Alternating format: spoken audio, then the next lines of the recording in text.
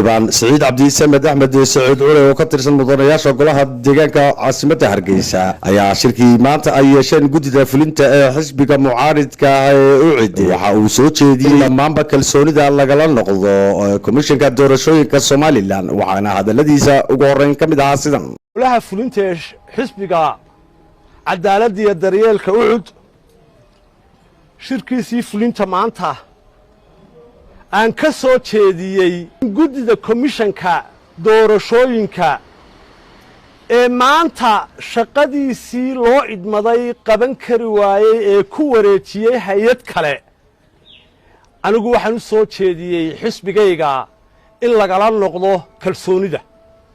welina waxaan u soo jeedinayaa in kalsoonida lagala noqdo waayo laguma kalsoonaan karo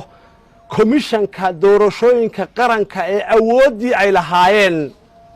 meel kala geeyey waxa ayaan darro ah guddoomiyaha komishanka ee aan maanta ka maqlaayay idaacadda in uu maanta durban noqday qof dhinac ah oon laguma kalsoonaan karin waxa ayaan darro ah in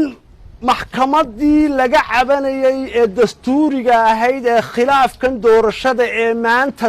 soo noqnoqonayay ka garnaqaysay inay maantana gacanta ku qabato waxaana iyagu awoodba u lahayn waxaa maanta ka mid ahaa qodobadii lagaga wada hadlay shirkii fulinta xisbiga UCID inay weli xisbiga UCID ka go'an tahay inay noqdaan hoggaanka golaha wakiilada ee jamhuuriyadda Somaliland oo ay weli